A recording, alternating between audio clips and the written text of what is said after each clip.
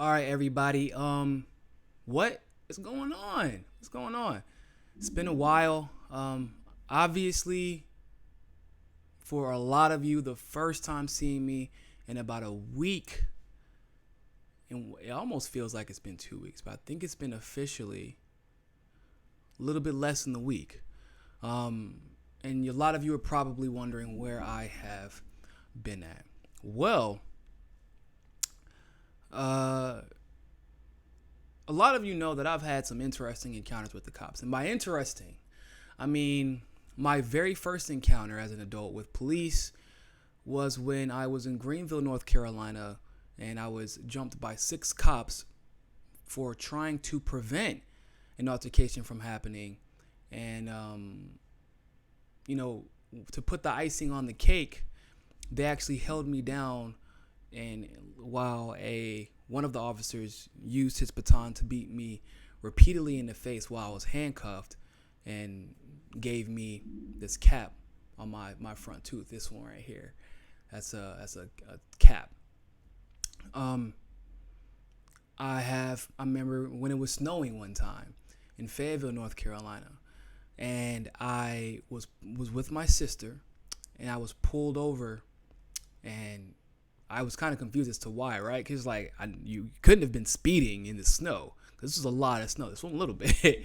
North Carolina is just horrible when it comes to salting their roads after a huge snowfall. So he pulled me over, and he said, "Boy, I need." That's how we started off this conversation. I need your license and registration, boy. I said, "Wait a minute, excuse me." And I asked him why he was pulling me over. Um, and he just kept, don't worry about it, boy. You just need to comply, boy. My sister was there for all of this. And it turns out the reason that he pulled me over was because it sounded like I was trying to race somebody. I'm not joking. I'm so serious. He pulled me over because mind you, at the time I had a 2004, 2005 Altima that was like kind of souped up, and so it was a little bit louder than most people's vehicles in general. But what are the odds that anybody would be trying to, race in 2 feet of snow? Kind of stupid. That got thrown out. The first case got dismissed. Fast forward into my first week of moving to Miami, where I was beaten, or excuse me, not beaten. I don't want to use the term beaten. I was harassed, and I would say at the very bare minimum, roughed up and called the scum of the earth because I was walking down the street after I was out, and I was stopped and arrested for resisting arrest. He tried to claim that I didn't have an ID, and that was the reason why he was arresting me. But what really happened was he found out that I was from New York, and then my original ID is from New York, even though I gave him my military ID, so it wasn't like I was trying to hide my identity. But when he found out my ID was from New York, he assumed that I was there to sell drugs because it was during the spring break time in South Beach. So he arrests me, tows my car that I wasn't even beside. I was like probably 50 feet away from it. But I had to walk there to get my military ID. And that's why he ended up finding out where my car was. So he towed my car, arrested me for not having a state ID. And that's cost me, everything got dismissed, of course, once again. But I had to bail myself out of jail. I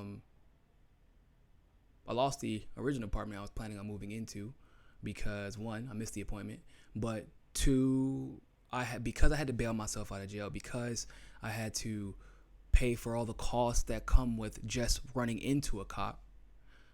My deposit was gone. I had to pretty much start from scratch and work my way back up just to be able to save, which is what caused me to be homeless to begin with, was being roughed up by that cop and put in jail for not having an ID, which is not a state law. And I did have an ID. I just didn't have the ID that he wanted.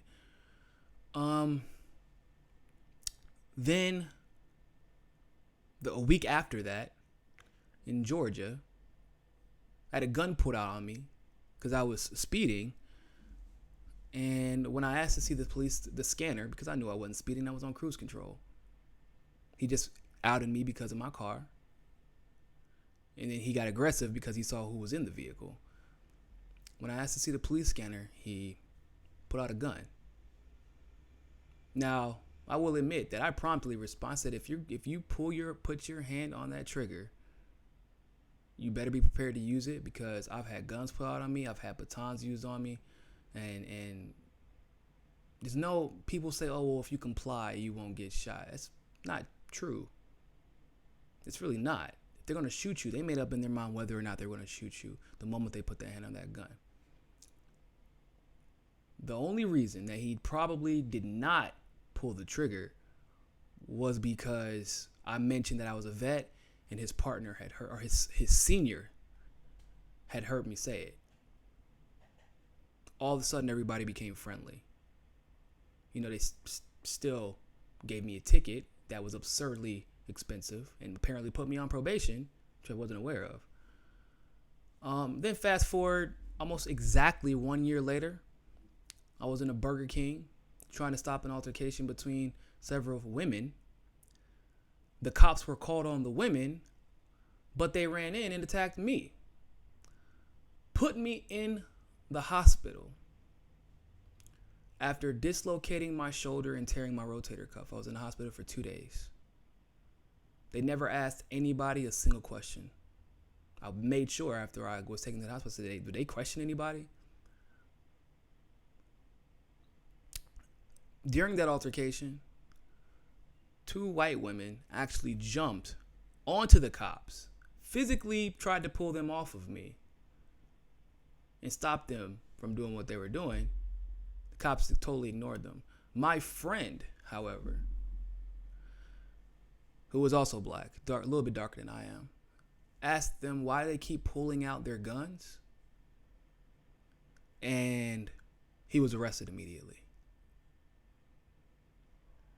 And when I say that these police officers put me in the hospital, it wasn't one of those situations where, you know, we were wrestling and then they accidentally, you know, because of the fisticuffs and they accidentally, no. It was when my friend got arrested because he's not from Miami. I didn't want him being in Miami jail by himself. I didn't know if he was going to know what to do. I was like, fine, whatever. I turn around, put my hands behind my back. They put the cuffs on me, picked me up, and slammed me on my shoulders. I was in a sling for about a week. I should have been in there longer, but I just couldn't do it. I had stuff to do. And I drive a stick shift, so. After I was sent to the hospital, which they were not originally going to do, by the way. After I was sent to the hospital, they stalked me. Waited for me by my emergency room bed. Falsified charges saying that I was trespassing and resisting arrest. Because, I mean, you just put a man in the hospital, you can't let him walk, right? However, and they left me under the impression that I was under arrest. However, I was not under arrest. In fact, I wasn't under arrest until 4:45 the next morning when they handcuffed me to the bed. And I asked, why was I being handcuffed? They said, oh, because you're officially under arrest. I said, I thought I had been under arrest this entire time. No, you weren't. We didn't get the affidavit until just now. So, in other words, the cops actually harassed me and attempted to intimidate me into not leaving the hospital until they could get an arrest affidavit or an arrest warrant.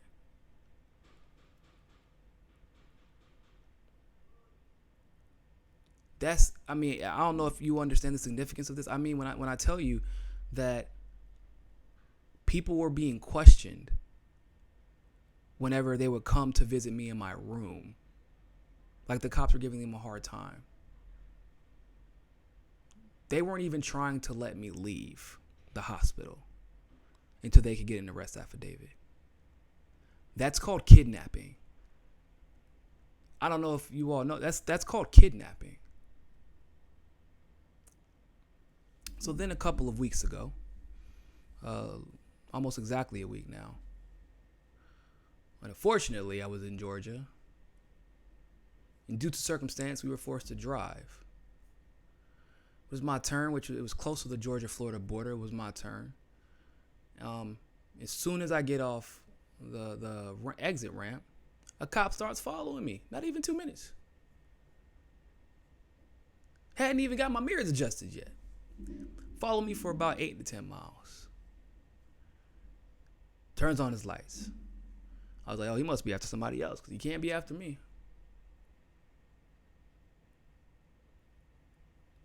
He pulls me over. First thing he said, I need you to step out of the vehicle and give me your license. I said, yeah, probably won't do that. I need you to tell me why you pulled me over. Because I know you didn't read my tags and find something, because one, I'm not from here.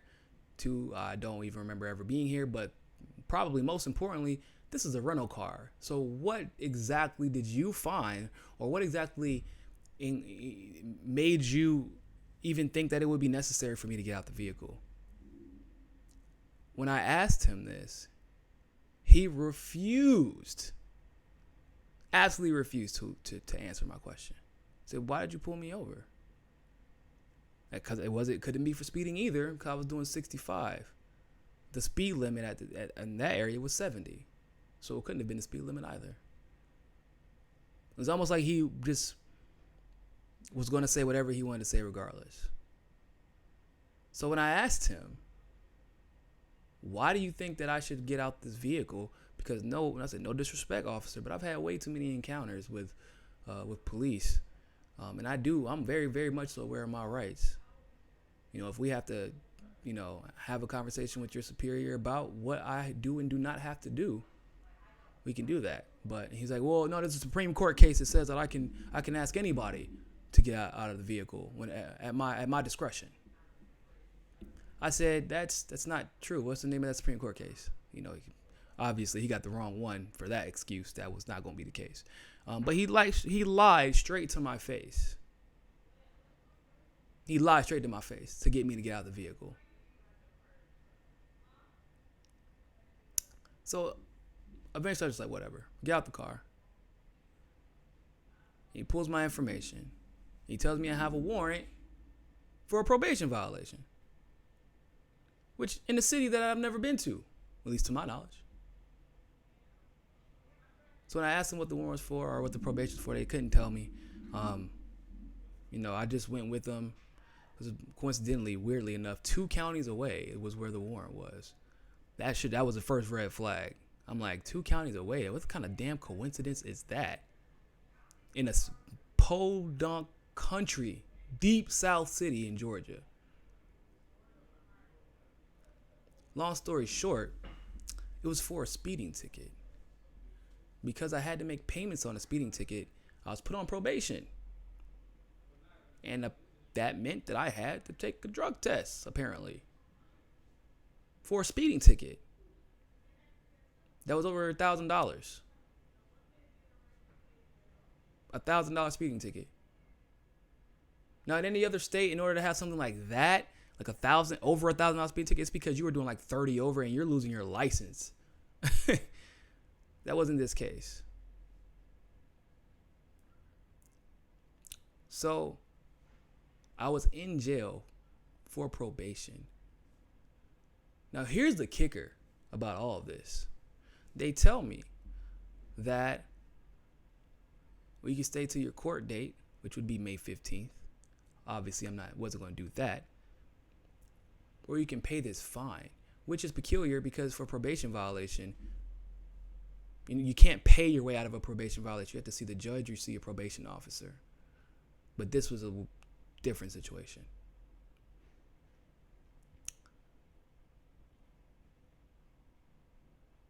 It turns out the officer who arrested me was fired on corruption charges for things like racial profiling, aggravated assault, shot up a suspect's house.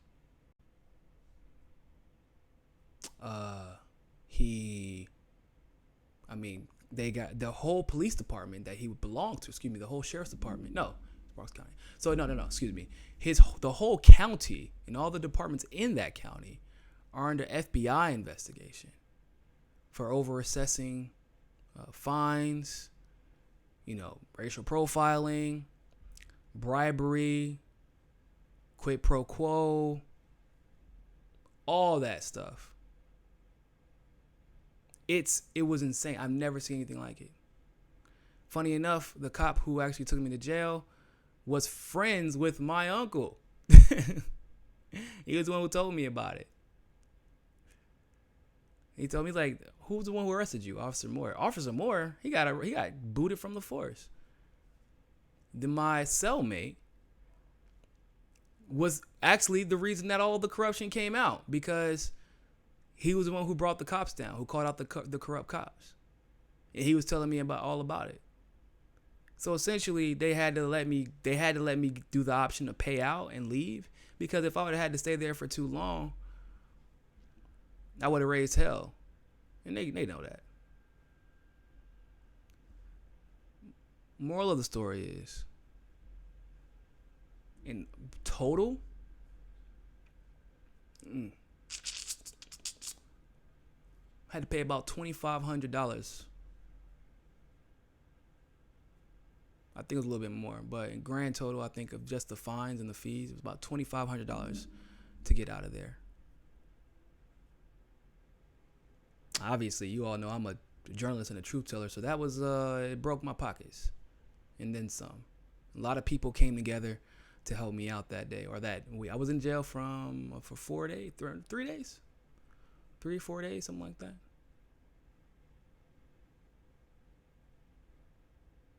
Now, here's what's amazing about this story. While I was there, I was able to help someone reconnect with their family because they violated his parole because they said they changed his address. They had never given him a chance to call his family because, obviously you get one phone call, but he was taken from Miami to Georgia, and then they never gave him the call. And to get money on a prepaid card, you have to have someone else put money on the books, and they have to drive to the jailhouse to do it. And he's sitting in a county jail. And they put him on parole violation. His court date isn't for 8 months, and nobody knew where he was. So I was able to put money on his books once I got out, and he finally was able to reconnect with his family and get in touch with an attorney. So that was a blessing. I got to talk to my cellmate, who was a really, really good guy. And hear his experience and about how he was directly involved in helping to expose the corruption in the area. I got to hear the stories of people who've been in there, one guy for 18 months without a court date. 18 months. Over traffic violations. 18 months, man. It was a racket. And yeah, while I was there, I knew I was going to get out because I have the resources and the friends and the connections to get out of that situation. But 18 months without a court date? They were trying to put me in there for, 10 days minimum. For a probation violation for a speeding ticket that I should have never been given to begin with. That should have been thrown out the moment that the arresting officer got kicked off the force.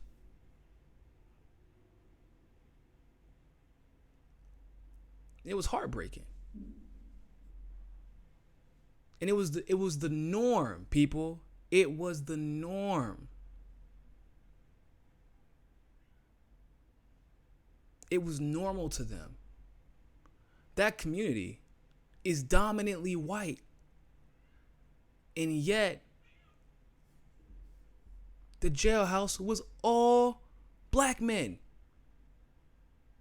The exception was for literal rapists. That was the exception. How scary is that? I was in a guy who was recovering. He was a recovering meth addict. He tells me, "Yeah, man, I'm not gonna lie to you. The only reason that I even get, that I end up in jail is because I'm an idiot, and I give them reason after reason after reason." He got pulled over for a suspended license. Guess what they did? They abused and harassed his girlfriend, who was black.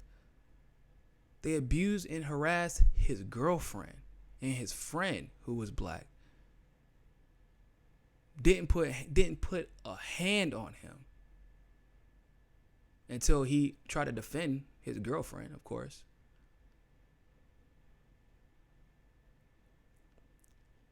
He had a warrant out for him in other areas, and guess what? They still didn't even keep him in jail or try to send him to the area that he had the warrant.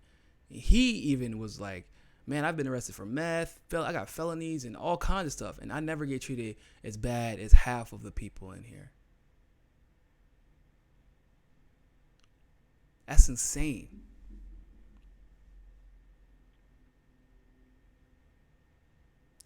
So I was glad that I got to have that experience, because experientially it was kind of like, it was a little reinvigorating. But I will admit, it was draining.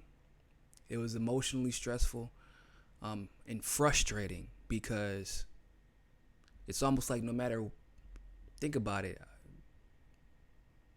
I'm a graduate from a top 5 school in the country, independent journalist, worked for all kinds of notable politicians and know all kinds of people. And I can still end up in that situation. That's the average person, let alone the average minority, has zero chance in a city like that. And then you get caught. You get caught in it. Like, you get caught in the cyclical system. But I was fortunate. And whenever I got out, I didn't know how I was going to pay my rent, because I had to pay to get out. I had to pay other people back. Didn't know how I was going to pay for these lawyer fees, because I'm not going to let it stay on my record. Let alone, like, I'm still in the middle of challenging other cases. I got a lot that got dismissed, but now I'm trying to sue. And the community came together. The progressive community, the on the left and the right. Tim had me on. Elizabeth Lee Voss wrote a story. And when I posted the GoFundMe, the love and the support was overwhelming. It was extremely humbling. It really was. So far, the GoFundMe has raised over $4,000 with the PayPal and the checks that were mailed off. Probably closer to about $4,500. Was able to pay my rent in advance, thank God. Now I'm just taking care of the legal fees.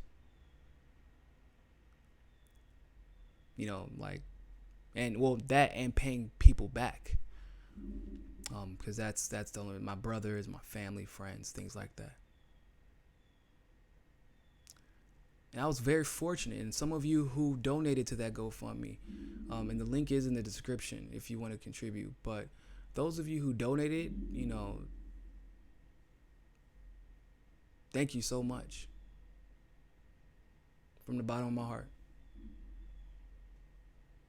And for those of you who have been waiting patiently for me to make my return, thank you for being so patient. I don't like disappearing for too long, but I've dealt, unfortunately, with a lot of police brutality over the years, and it never took its toll on me like it has these last couple of times. And it was very, very, very hard for me to get back on camera. It was. And I can't even explain to you why. But it was.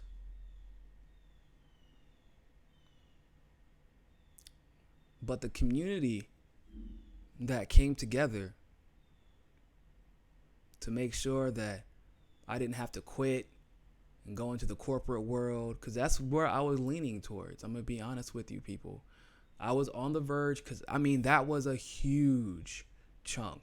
Mind you, like I said, I just had to pay. Wasn't even a month before that. I just had to pay for bail and other stuff just to get everything dismissed once again. Last year, had to do the same thing twice. It's like close to $10,000 in bail and other legal fees for cases, and not even including this tooth.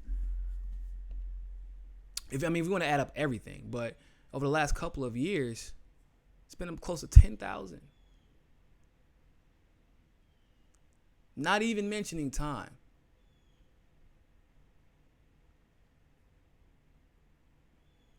To get dismissed, for everything to be not even it.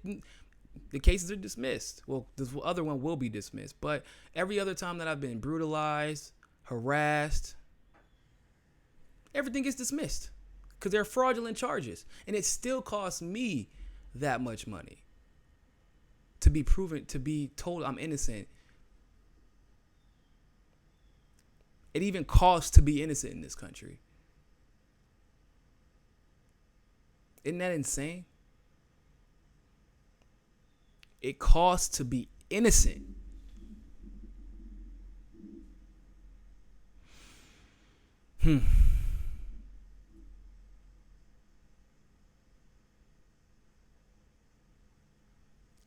So, that's where I have been at over the last couple of weeks. Trying to get my head back together. Taking care of all the logistical stuff and, kind of getting my family and stuff back in order.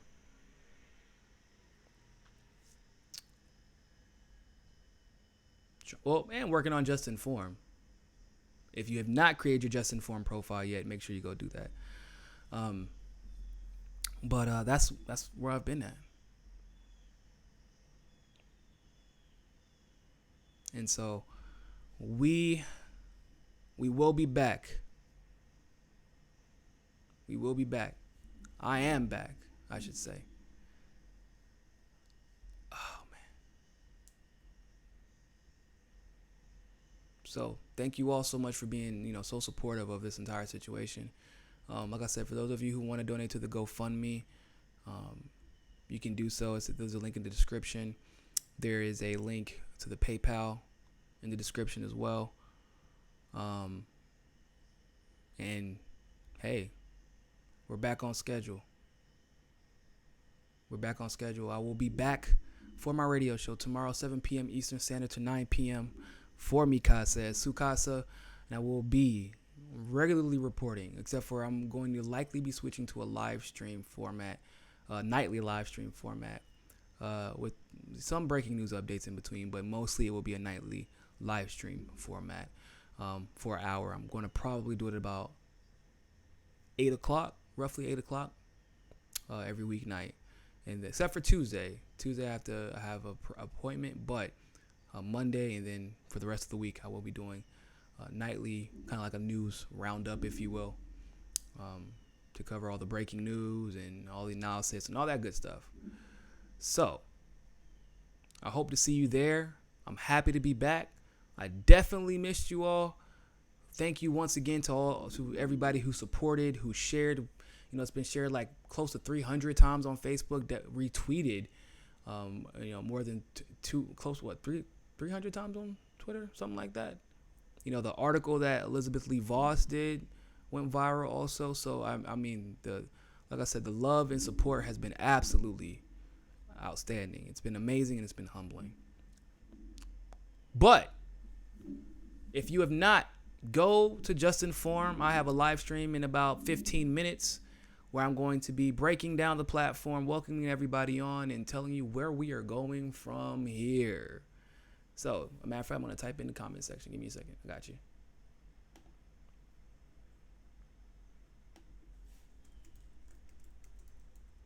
Boom. JustinForum.com. Check it out. It is the evolution of social media. Not even exaggerating. This is real life. People who are on it, they'll tell you. Like Tim Black said, it rides like a Mercedes. Or did he say Lexus?